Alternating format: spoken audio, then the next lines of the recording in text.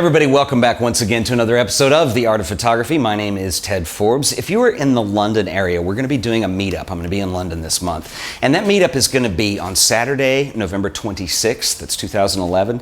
And we're going to meet up at the Tate Modern, so on South Bank of the Thames. And the reason I've chosen that location, one, we met there last time and it was a really good location to go actually see some stuff at Tate Modern. And then there's plenty of places to walk, eat lunch, and go hang out and shoot photos around there.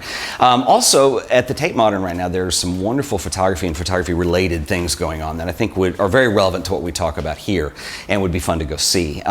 There's a Gerhard Richter exhibition. Gerhard Richter is a very famous, well-known German artist, sometimes photographer, painter, that does some really awesome work. There's a Tacita Dean piece that's basically deals with motion picture film that's in the Turbine Gallery.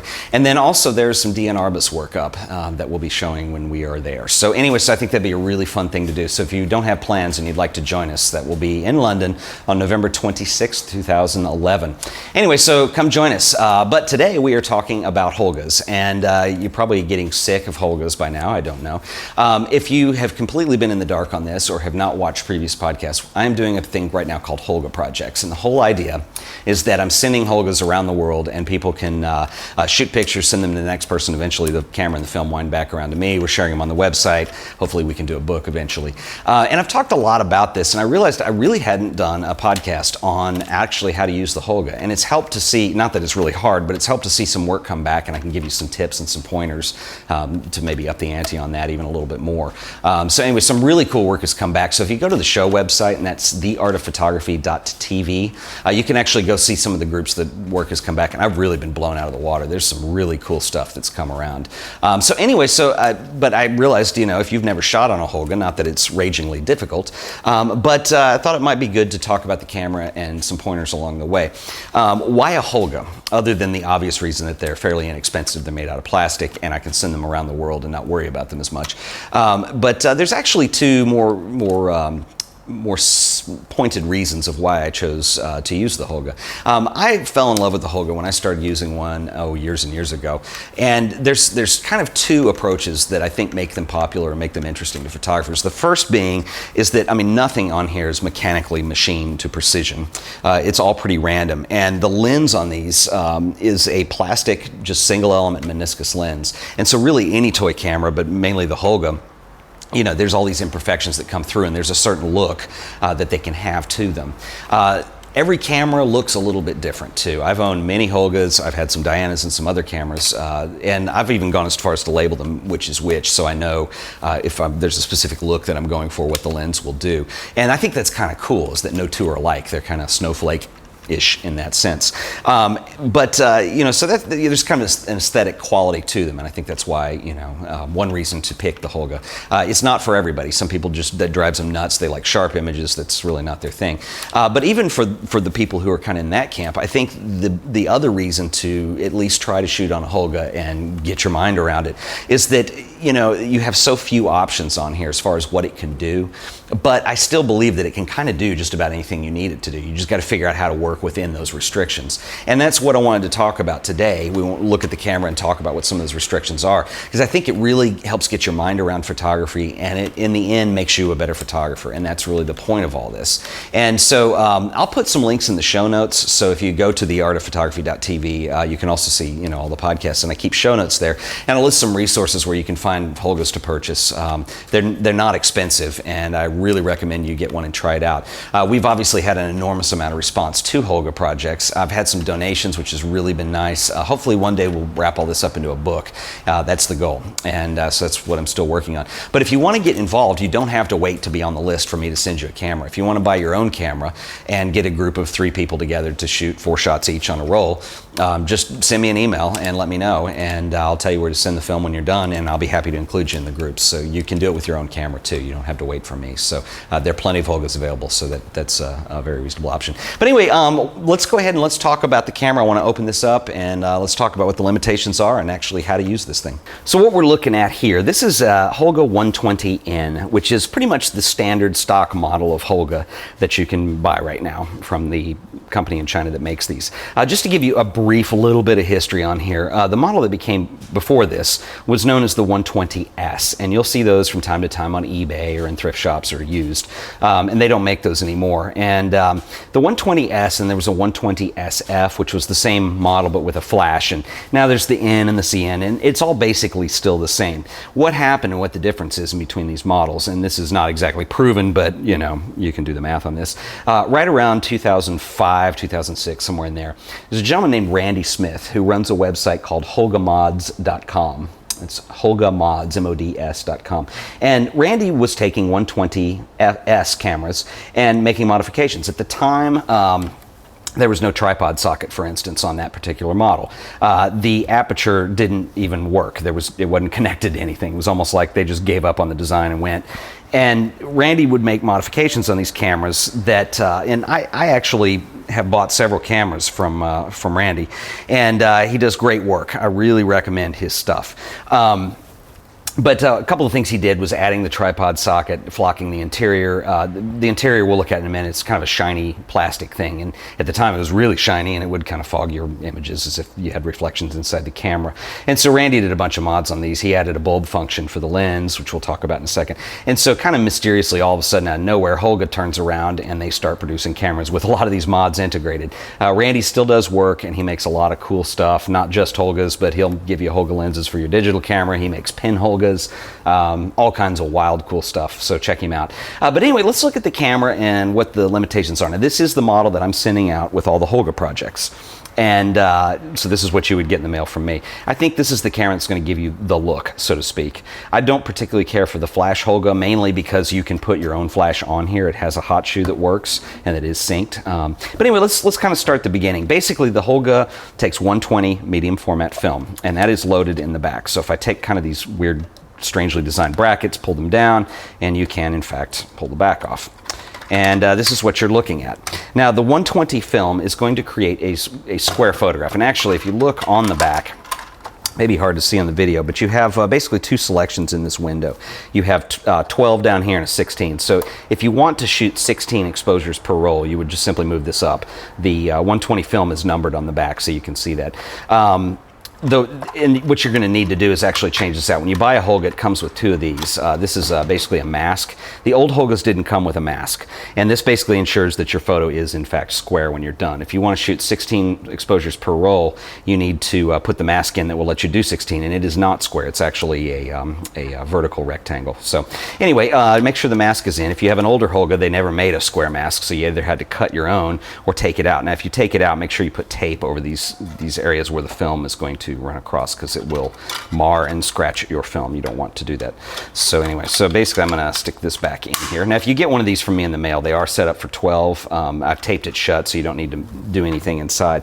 But basically, if you peer down into this hole here, you can see how the shutter on the lens works. And basically, it's really high tech. Do you see that little tiny paper thin spring here? Looks like a hair.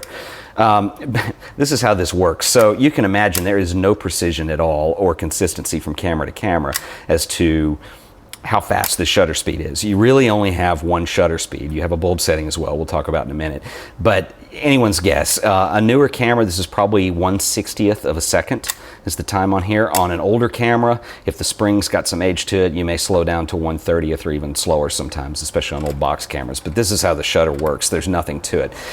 So what you need to do with all this is, if you have a camera, you need to do some experimenting to see if you can find out what that shutter speed kind of technically is. Now, the cool thing about film is you do have more latitude than you do with a digital sensor. So if your exposure is not spot on, you can save it within reason. So, but if you strive for perfection, that's what you want to do. These newer models also have foam in here, and that basically keeps the slack on the film somewhat tight, so you don't get loose film and blurry shots as a result. I'll go ahead and put the back on. If I spin this around, this is the eye hole actually before we do that, and you can see that the viewfinder, which is this mechanism up here, is separate from the lens.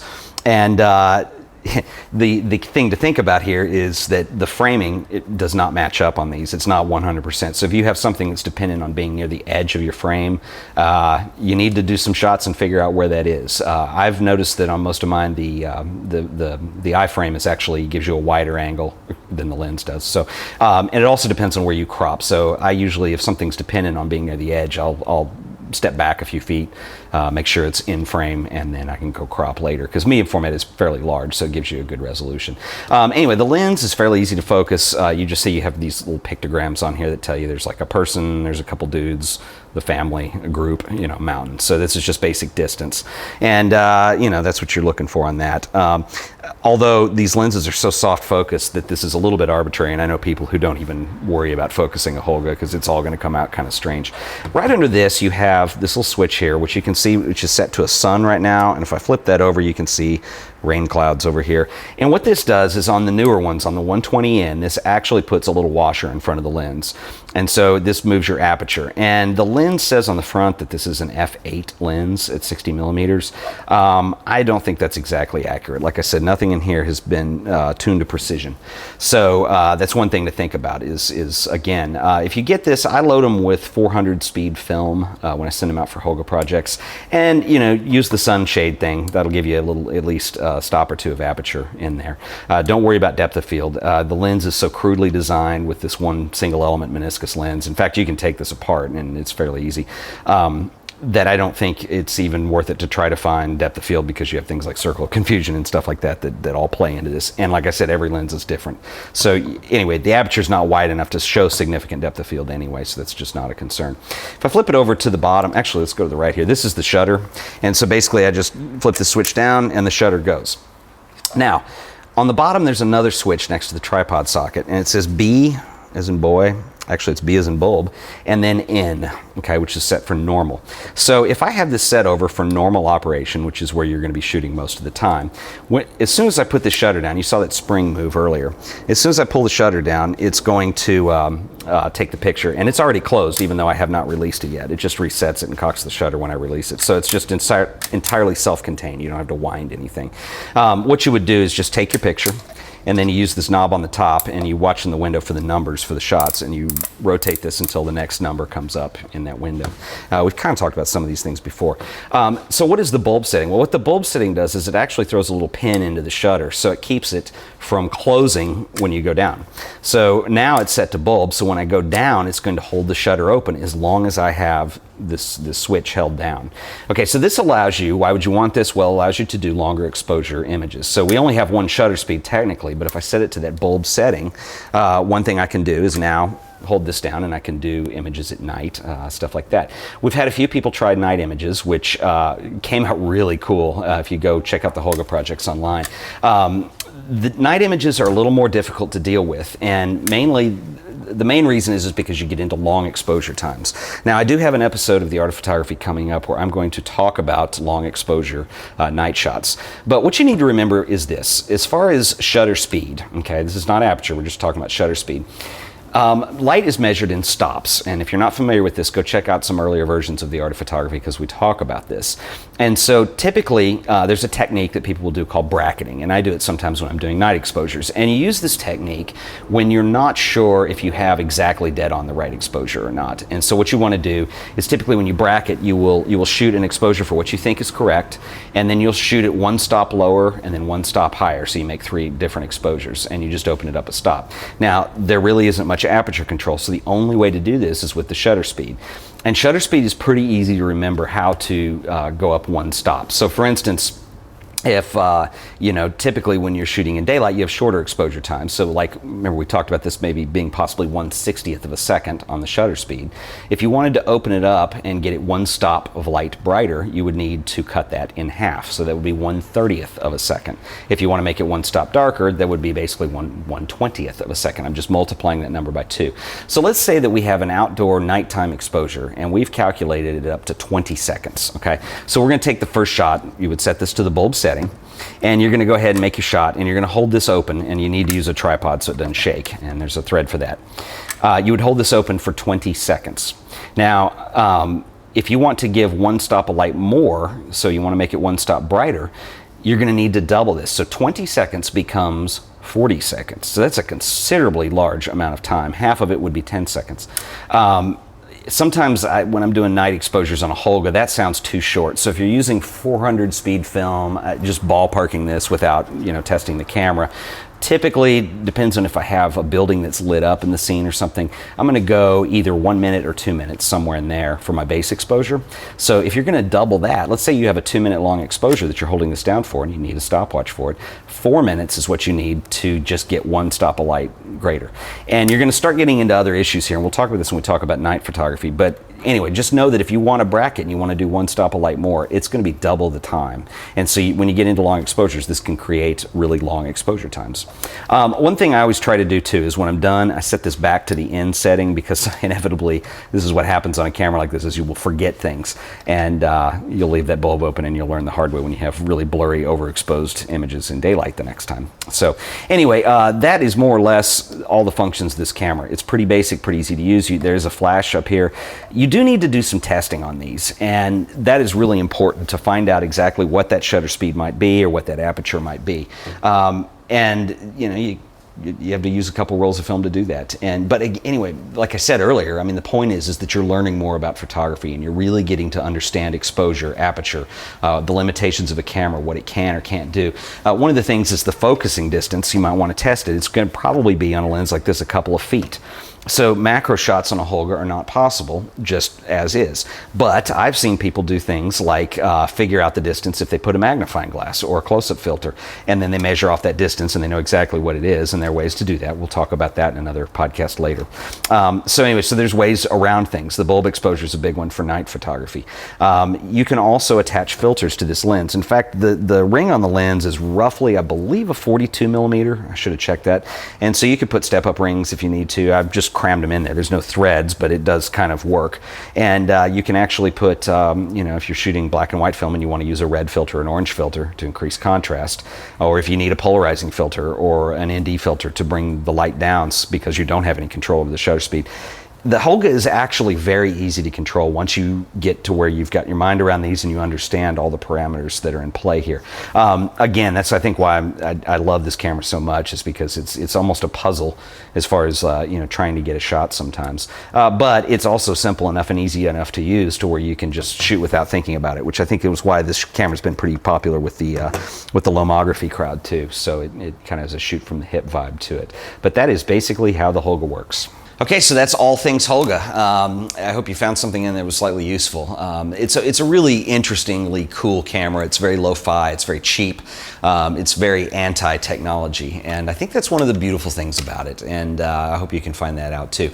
Remember, in a couple weeks we will be in London. It'll be November 26, 2011. We're going to meet up at Tate Modern on the south bank of the Thames, and that'll be at 10 o'clock a.m. The best thing to do is, if you want to stay in touch for updates and stuff on that, is follow me on Twitter. I will announce things as they come up.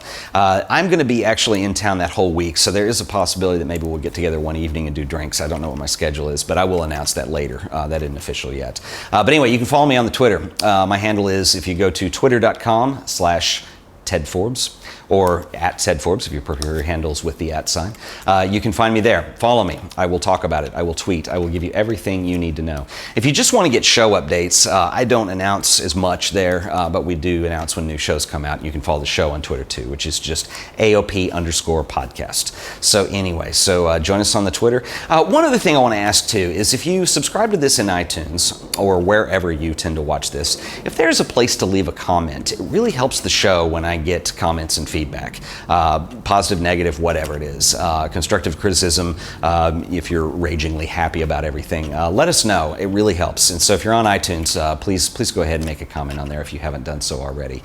It helps the show in the long run. It helps me to do bigger and better things as we go. So anyway, once again, this has been The Art of Photography, and thank you for watching.